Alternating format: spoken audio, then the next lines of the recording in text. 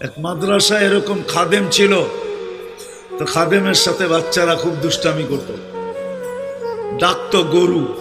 কি? হ্যাঁ, পড়ার সময় গরু ডাকতো। তো ও ছিল একটু সাদা সিধা, সাদা সাদা সিধা বোঝেন,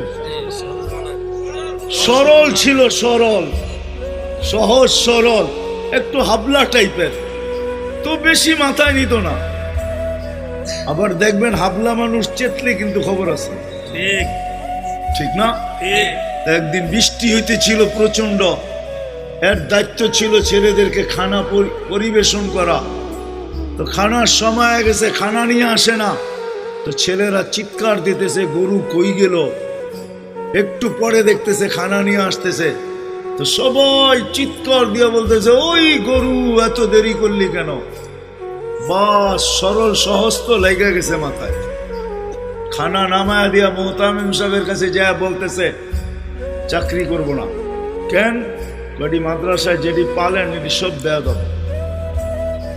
সবসময় গরু বলে শোয়া গেছি, আজকেও গরু বলতেছে বিজা বিজা খানা নিয়ে আইলাম। তো মোহতামিম সাহেব বুঝছে যে সরল সহজ মানুষ চেতলে তো এরমই চেতে গেছে গা সিধা বাড়িতে। রাত্র ৩টার সময় আসতেছে, আয়সা মোহতামিম সাহেবের দরজায় খটখটাইতেছে, জিজ্ঞাসা করছে কে? হুজুর আসছি। কি জন্য? চাকরি করব। তুমি না দিনের বেলা চলে গেলে চাকরি করবে না? এতদিন চাকরি করতেছিলাম শুই না, এখন চাকরি করব দেখা। বলছে এটা আবার কি দেখা চাকরি করবে মানে? আমি স্বপ্নে দেখতেছিলাম কিয়ামত হয়ে গেছে, আমি পুলসিরাতের পাশে যেয়ে দাঁড়ায় আছি, পুলসিরাত চুলের মতো চিকন, তলোয়ারের মতো ধার। ভয় পাইতেছিলাম এটার উপরে পা রাখবো তো রাখবো কি করে। একটু পরে চিৎকার শুনলাম, তো দেখলাম মাদ্রাসার ছেলেগুলা সবগুলা হইহুল্লার করতে করতে আসতেছে।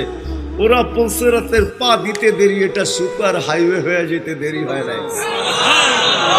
সবগুলা উঠা পার হইতেছে, একটা পিছন থেকে আমাকে দেখা ফেলছে আর চিৎকার দিয়া বলছে ওই তোরা যাস কই?